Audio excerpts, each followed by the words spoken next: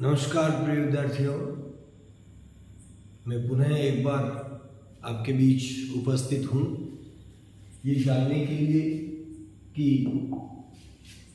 हम हिंदी व्याकरण में शुरुआत में बात कर चुके थे कि 3 भागों को हिंदी व्याकरण को विभाजित किया जा सकता है। वर्ण विचार, शब्द विचार और वाक्य विचार। वर्ण विचार हमारे टॉपिक चल रहा था कि हम पढ़ चुके थे इसमें वर्ण विचार में वर्ण 2 प्रकार के होते हैं। पहले हमने इसकी परिभाषा पढ़ी, वर्ण किसे कहते हैं। तो परिभाषा और पहले वाले जो है वीडियो हम बता चुके हैं कि इसके प्रकार, ये 2 चीजें हमें जाननी है तो हम समझ सकते हैं कि वर्ण विचार की प्रारंभिक जानकारी हम रखते हैं। परिभाषा हो गई, प्रकार हो गए। तो प्रकार में हमने पढ़ा स्वर और व्यंजन। वर्ण 2 प्रकार के होते हैं, स्वर व और व्यंजन। ये दोनों मिल करके जो है हम पढ़ चुके थे। 11 स्वर और 33 व्यंजन मिलकर 44 वर्ण होते हैं। ये किसमें? ये मानक हिंदी में जो केंद्रीय हिंदी निदेशालय है वह समय समय पर भाषा के संदर्भ में कुछ मानक रूप प्रस्तुत करता है। तो 44 वर्ण है। अब हम इसमें ये पढ़ेंगे कि स्वर हमने पढ़ा कितने प्रकार का होता है, किसे कहते हैं। अब हम नेक्स्ट पढ़ेंगे व्यंजन किसे कहते हैं। तो सबसे पहले तो हम अगर इसकी परिभाषा की बात करें तो हम ये लिख सकते हैं या ये बोल सकते हैं कि वर्ण हिंदी की वे ध्वनियां हैं जो फेफड़ों से निकल करके मुख विवर में बाधित होते हुए बाहर निकलती है, वर्ण कहलाती है। फिर कह सकते हैं वर्ण स्वरों पर आश्रित होते हैं, क्योंकि कोई भी वर्ण है वो बिना स्वर के उच्चारित नहीं होता, उसका उच्चारण नहीं किया जा सकता। परिभाषा की बात करें तो हम ये लिख सकते हैं आराम से कि वे ध्वनियां, अब ध्वनियां हम पढ़ चुके हैं कि वर्ण जो होते हैं ना वो मूल रूप से वर्ण की ध्वनि होती है, अर्थ नहीं होता। वे ध्वनियां जो मुख विवर में से बाधित होती हुई बाहर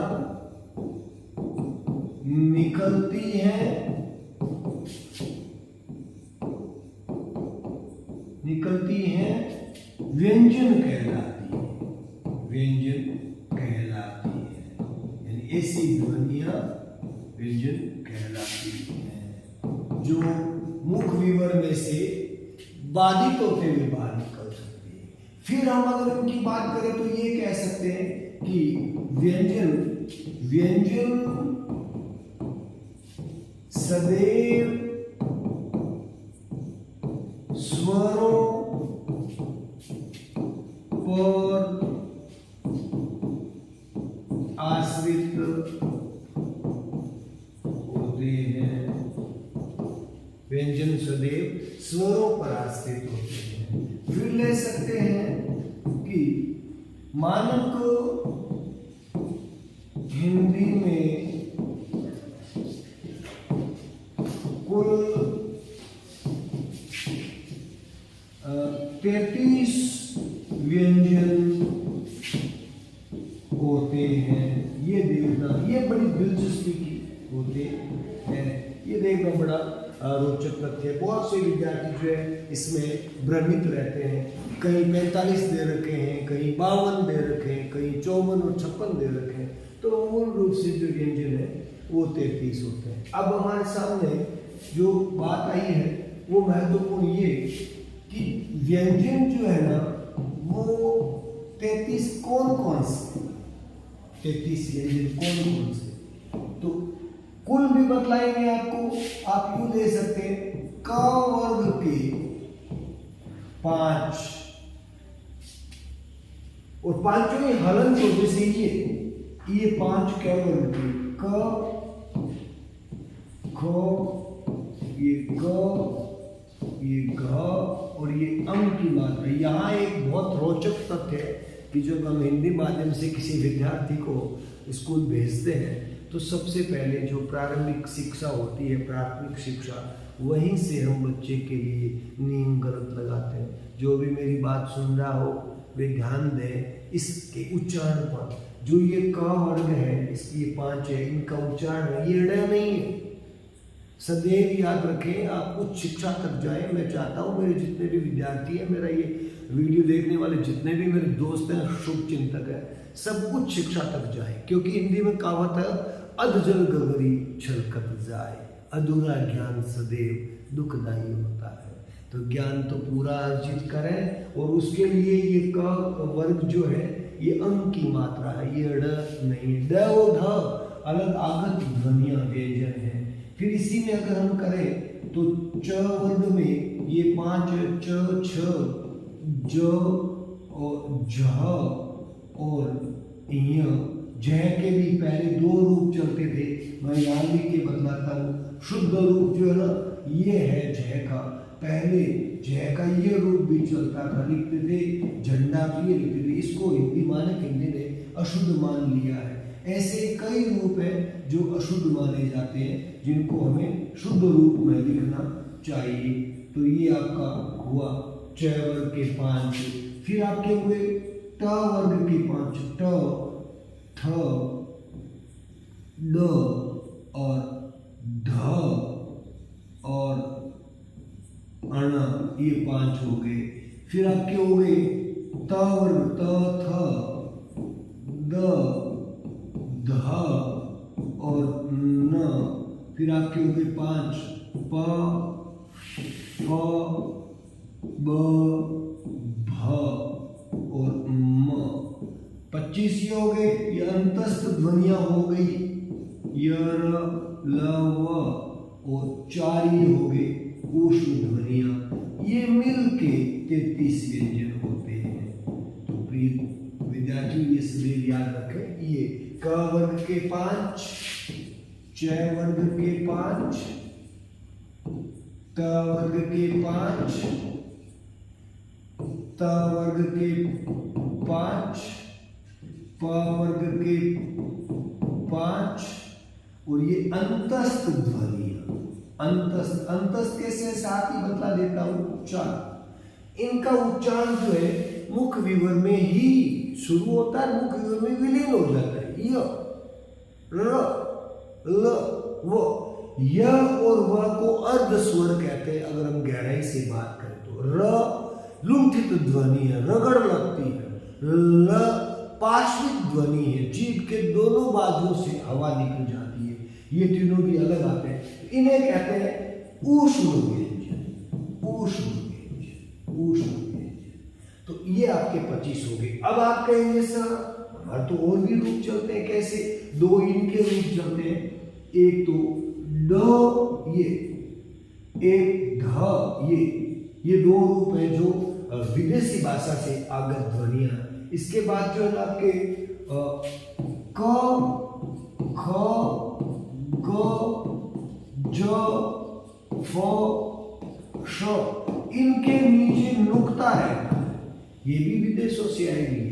ये भी व्यंजन में आपको जो जहाँ कहते हैं ना 52 व्यंजन होते हैं, 45 होते हैं, 54 होते हैं, ये उन सबको काउंट करते हैं।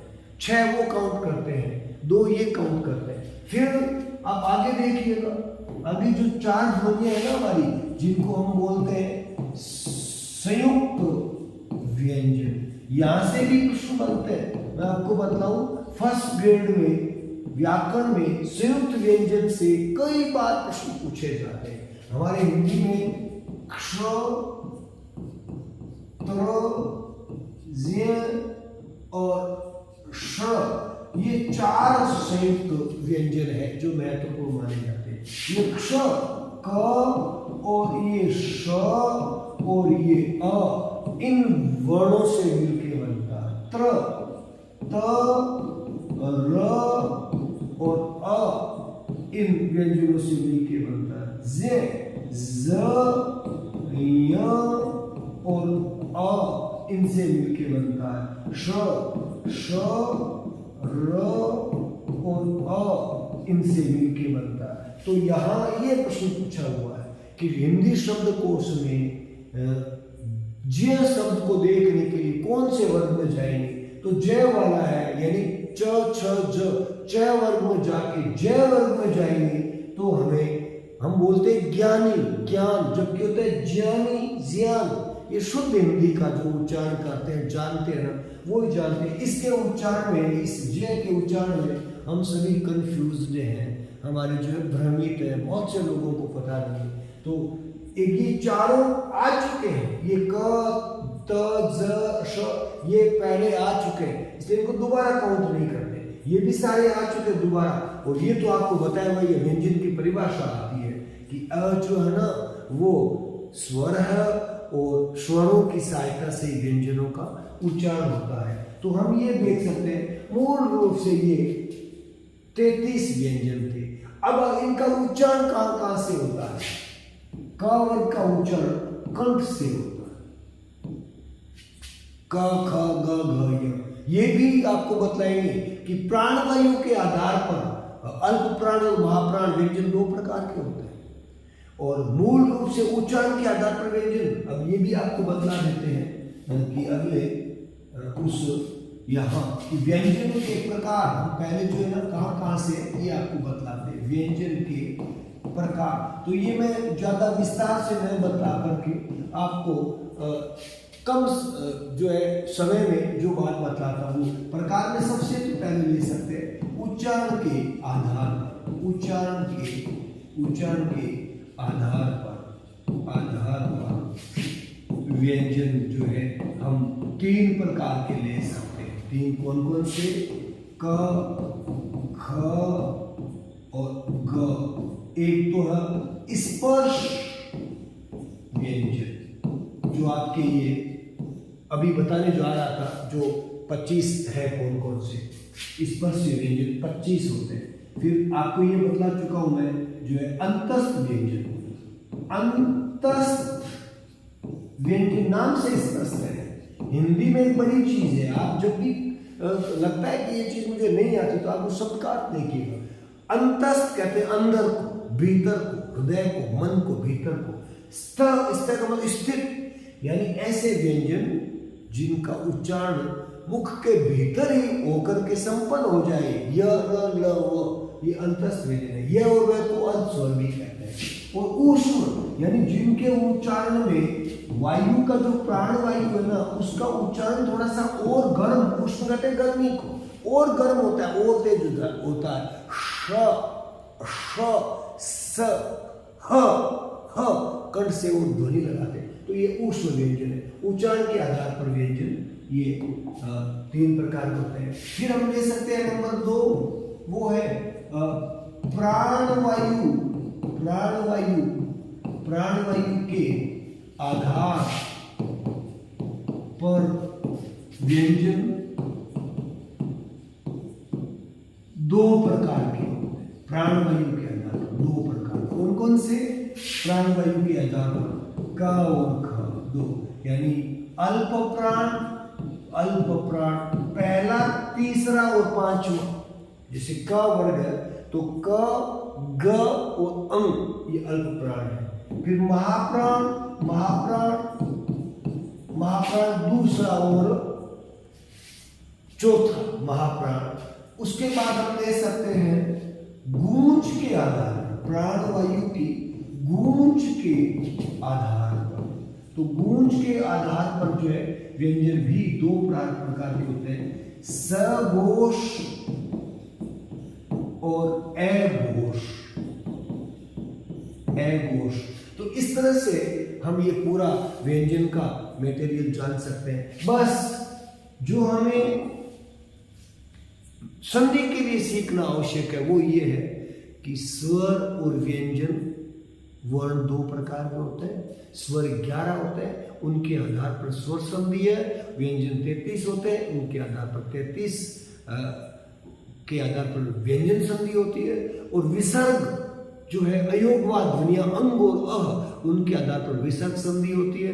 इसलिए हम जो है संधि शुरू करेंगे अगले कालांश में। तब तक के लिए धन्यवाद।